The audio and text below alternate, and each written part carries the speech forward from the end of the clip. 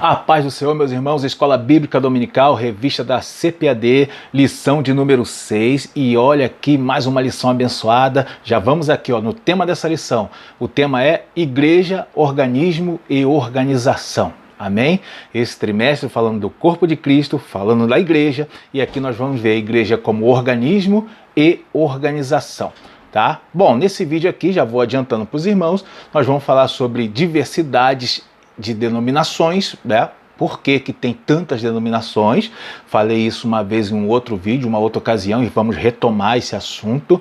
Vou dar aí uma base bíblica para você saber por que que tem tantas denominações se Jesus fundou uma só igreja. A gente vai falar sobre isso, tá? Vou falar aqui também sobre os desigrejados, tá? Vamos falar sobre eles mais uma vez, tá? Você que é desigrejado já vai deixando o seu dislike aí, porque a gente vai falar de você aqui, tá bom? E vamos falar também sobre as formas de governos das igrejas tradicionais, as igrejas que a gente conhece aí, né, já há muito tempo, as formas de governo dessas igrejas, né, elas como organismo e organização, a gente vai falar disso aqui. Amém, meus irmãos? Deixa o seu like aí, você que gosta da Escola Bíblica Dominical, tá? Nós vamos já entrar nesse vídeo aqui, já, tá bom? E eu já te peço que você já faça um comentário aí no vídeo, já deixa alguma coisa aí pra gente, vamos responder a todos os comentários. Amém? Bom, vamos lá, vamos começar aqui pelo textuário.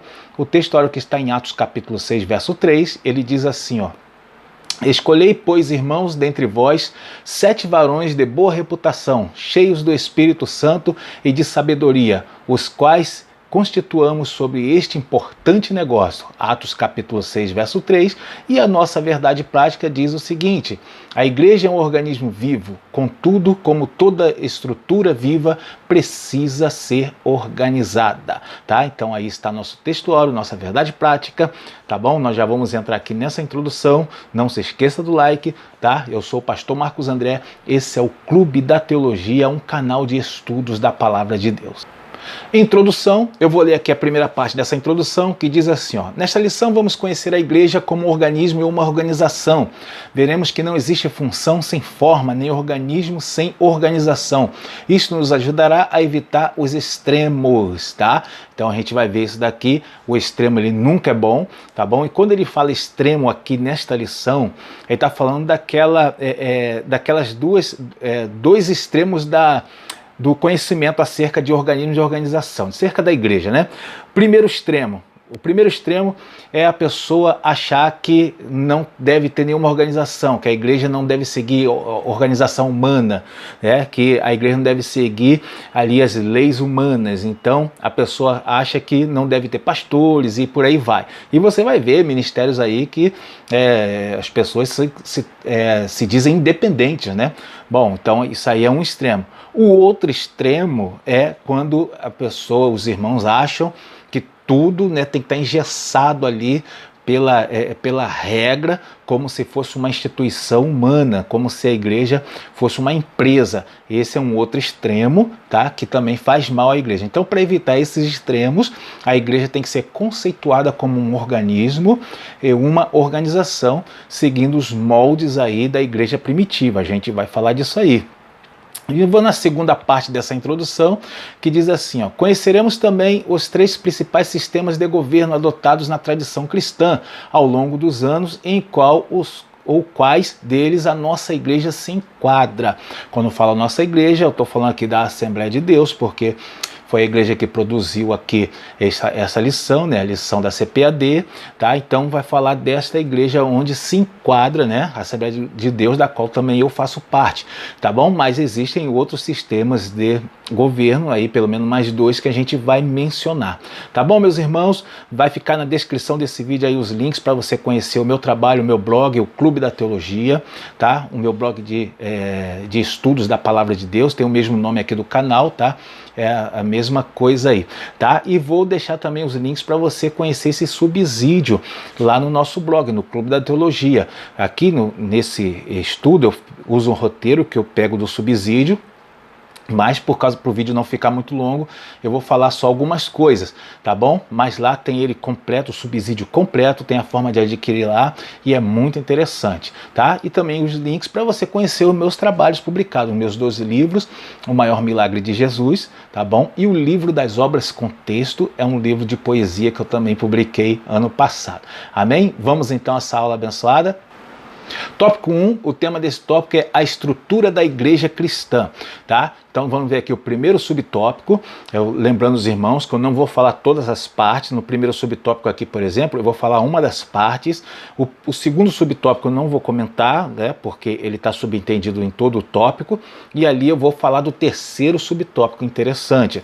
Bom, vamos lá primeiro aqui, o primeiro subtópico, o tema é a igreja como organismo, tá? Eu vou ler a segunda parte aqui, o segundo parágrafo, que diz assim, ó: assim como o corpo funciona pela harmonia de seus membros, da mesma forma também a igreja.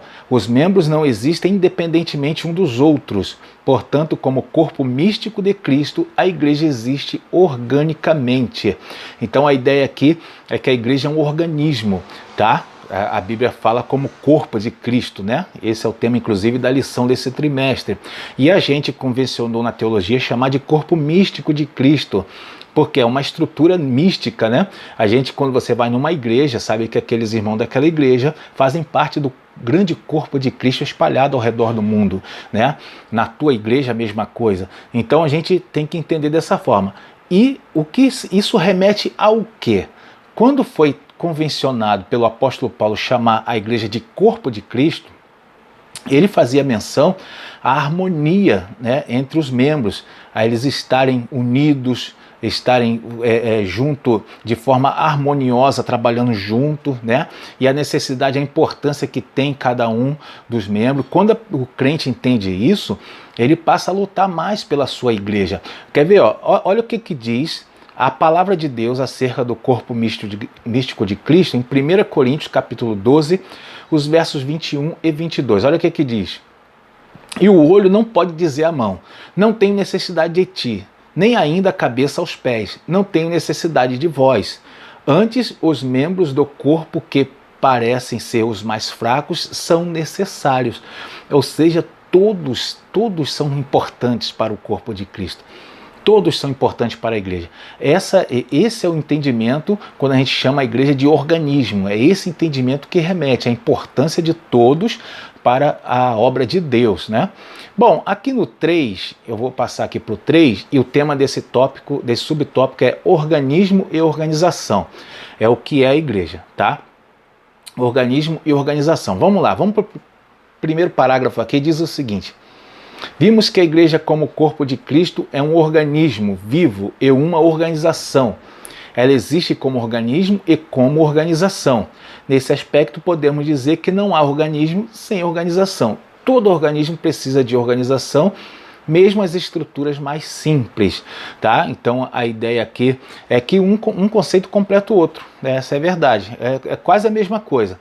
Falar que a igreja é o corpo de Cristo, então ela é dizer que ela é um organismo, tá? E esse corpo de Cristo precisa de uma organização para funcionar. Amém? É assim que se entende. Então vamos ver aqui, ó. A gente pode dizer o seguinte: podemos afirmar que a igreja é um organismo onde cada um tem a sua função e segue uma organização que coordena o funcionamento desse organismo. É assim que a gente entende, tá bom? A igreja como organismo e como organização. Eu vou ler o próximo parágrafo, que diz assim, ó: alguns acreditam que a igreja existe somente na forma de organismo e rejeitam toda forma de organização para ela. Então, por exemplo, para essas pessoas não deve haver liderança ou estrutura alguma.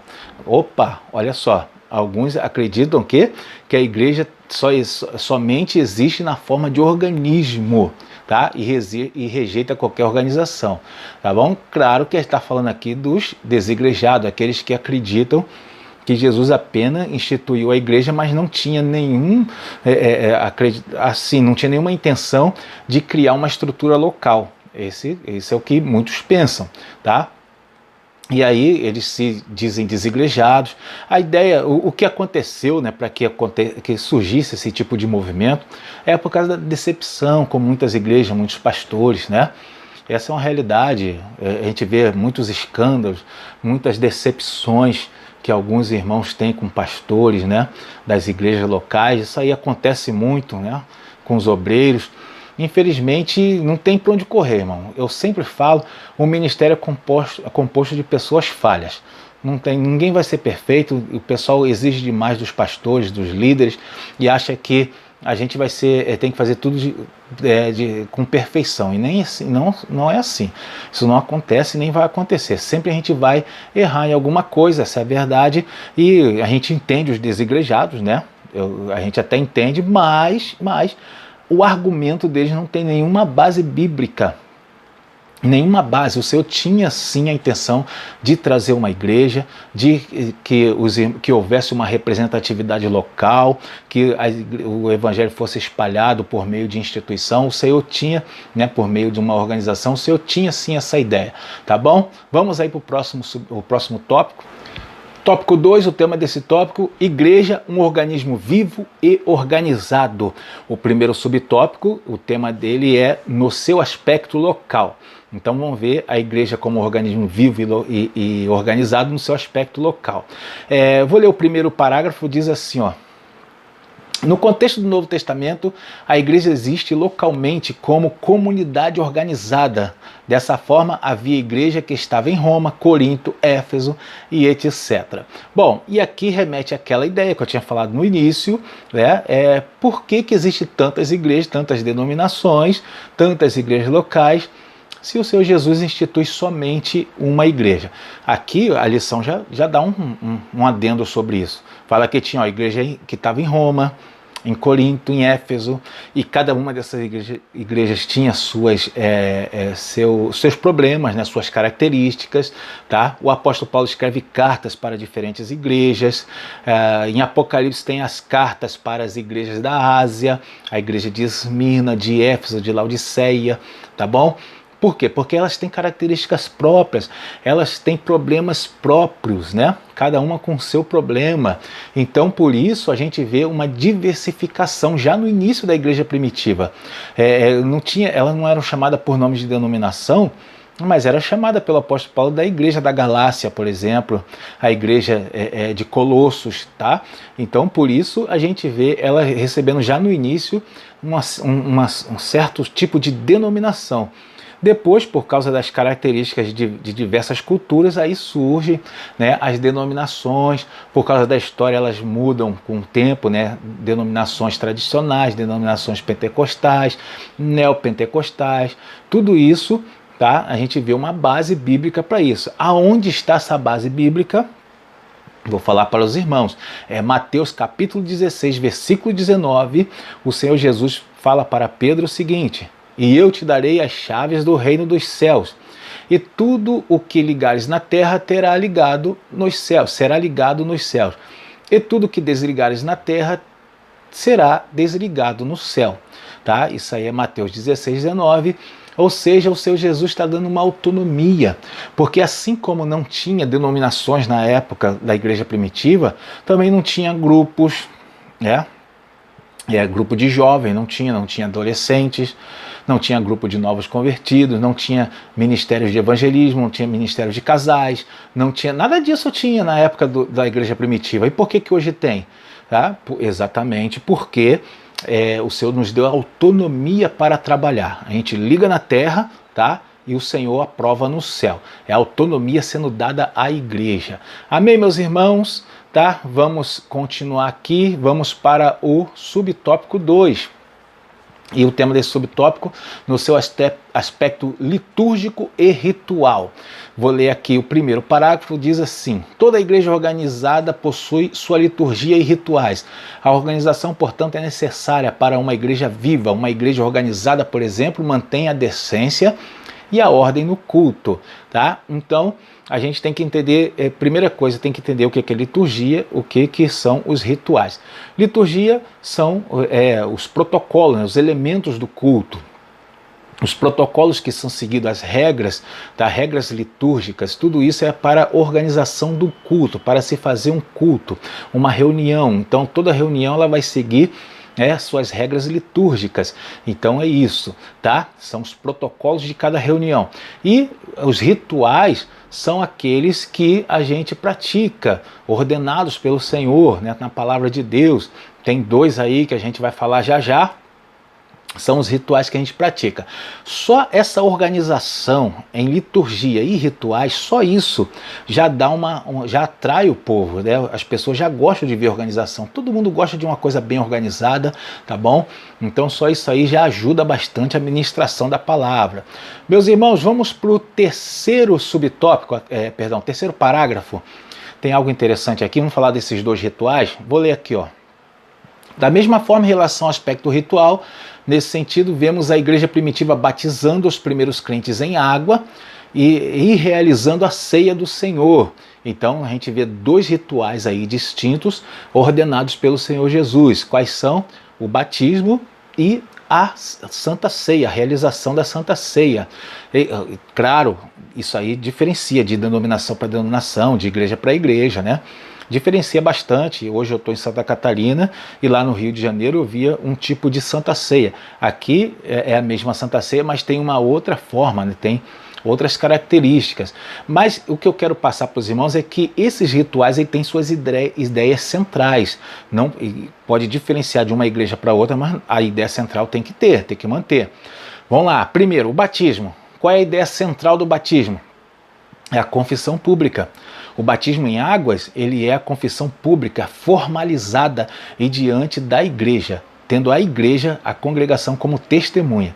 Isso é o batismo, tá?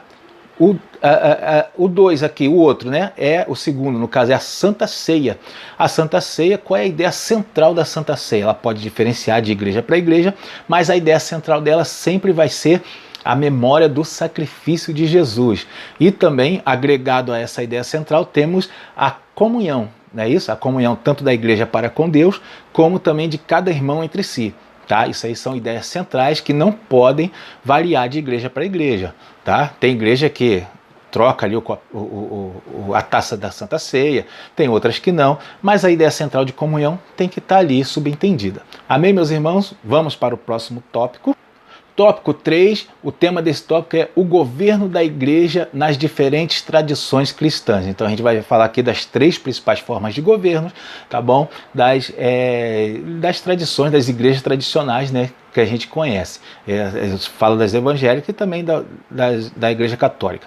Bom, vamos lá. Primeiro, né, primeira forma de governo é o episcopal. A gente vai falar dele aqui agora, vou ler rapidamente aqui, esse parágrafo diz assim, ó. Essa palavra traduz o grego episcopos e aparece algumas vezes no Novo Testamento. No contexto atual, o episcopalismo defende que Cristo confiou o governo da igreja a uma categoria de oficiais denominado de bispo ou supervisores. Estamos se referindo aqui aos apóstolos, né? O Senhor Jesus conferiu aqueles 11 apóstolos, né? Menos Judas ali, então 11 apóstolos, o Senhor Jesus confere a eles a direção da igreja. Então, como o termo bispo, que significa supervisor, aparece no Novo Testamento, a igreja, né, algumas igrejas, ela vai adotar essa forma de governo, tá bom? Aonde supervisores ou bispos, eles fazem a direção e todos eles sob a liderança de um bispo. No caso, a igreja católica usa esse tipo de sistema e eles começaram colocando um bispo em cada cidade, quando o catolicismo ascendeu como religião oficial do império, colocou um bispo em cada cidade, então cada cidade tinha um bispo, e aí esse bispo, todos esses bispos eram ali liderados pelo bispo de Roma, tá? Porque era a capital do império e o bispo de Roma se tornava o principal bispo. E aí, para dar base a isso, eles afirmaram que Pedro teria sido o primeiro bispo e a partir de Pedro seguiu o episcopado, né? Todos os bispos de Roma liderando a igreja. No caso, né, passou a denominar esse bispo de Roma de Papa, e aí passou a ser o sistema do papado, onde um Papa, né, ele preside toda a Igreja Católica. Bom, O próximo subtópico é o presbiteral, é o 2, presbiteral, um outro sistema de governo das igrejas. Eu vou ler aqui eu vou ler esse parágrafo rapidamente, diz assim, ó: o ofício de presbítero é encontrado no Novo Testamento. Contudo, o atual sistema presbiteral a igreja elege os presbíteros para um conselho, né? Nesse sistema a igreja elege presbíteros para um conselho, tá bom? E esse conselho ele vai possuir autoridade sobre a igreja local. Esse sistema, né, ele é adotado pela igreja presbiteriana, né, tanto no Brasil como fora do Brasil. Talvez varie um pouquinho entre a que está no Brasil e de fora, mas é o sistema principalmente das igrejas presbiterianas. Elas são governadas por uma junta de presbíteros. Bom, o 3 é congregacional, um sistema congregacional. Eu não vou ler aqui ele, só vou comentar sobre ele. Esse sistema é adotado pelas igrejas batistas, tá? Até as renovadas acho que tem também o mesmo sistema das tradicionais, e também pelas igrejas congregacionais. Tem a Igreja Congregacional do Brasil, adota esse sistema também, um sistema congregacional, onde a igreja ela convida um pastor para dirigir, né? A congregação convida um pastor para dirigir, esse pastor fica em observação, tá? A congregação vai conhecendo o pastor, faz algumas visitas ali, e aí o povo vai conhecendo, ou às vezes é um pastor da própria igreja também, é bom isso também, e aí eles vão, a igreja vai conhecendo. Depois, numa assembleia, lá eles chamam de sessão, aí ele é assim, ordenado, né? Ele é votado ali pelos irmãos para poder ser o dirigente ali daquela congregação, tá? É um sistema muito, muito democrático, né? É um sistema que ele usa assim o voto dos irmãos para eleger os pastores que vão dirigir, tá? Acho que até as igrejas renovadas têm esse sistema também, as batistas no caso. Bom, então o subtópico 4 é o sistema de governo da nossa igreja. Bom, eu vou ler aqui o segundo parágrafo, diz assim, ó: assim, no atual modelo de governo, em sua grande maioria, embora mantenham certa autonomia administrativa em relação às convenções geral e estadual a quem são filiadas, as igrejas possuem um modelo de liderança regional e local centralizado. Por exemplo, a autoridade de estabelecer lideranças pastorais nas igrejas locais pertence às convenções estaduais. Então, quando ele fala assim, o nosso sistema, está falando do sistema das Assembleias de Deus.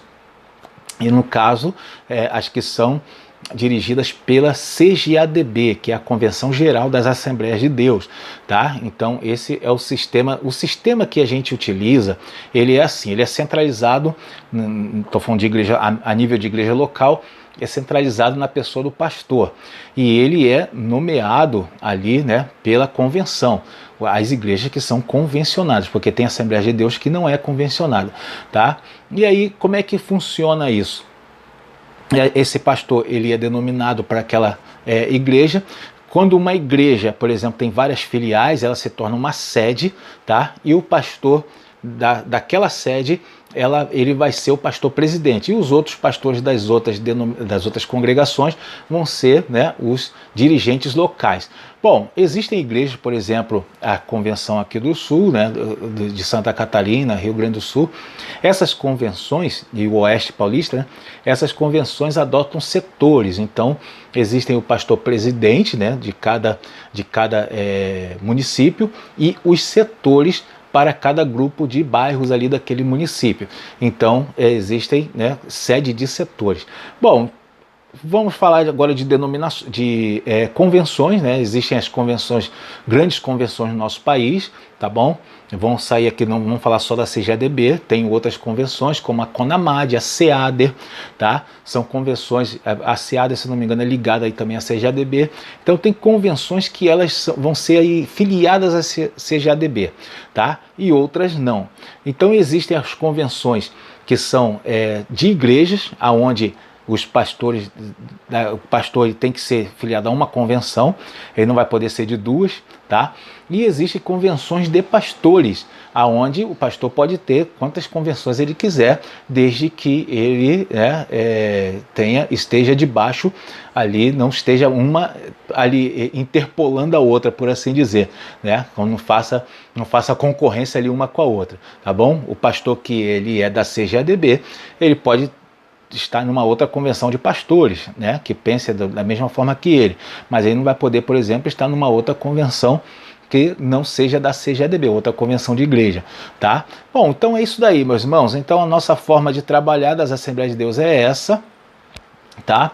Os nossos dirigentes são nomeados pela convenção local. Deus abençoe a sua vida. Essa aqui foi mais uma aula. O vídeo não é muito longo, mas tem bastante conteúdo para você. Se você quiser mais conteúdo, pode procurar lá no meu blog, no Clube da Teologia. Vai ficar o link aí na descrição do vídeo para você conhecer esse trabalho lá, tá bom? Deus abençoe a sua aula e uma excelente aula para você, em nome de Jesus.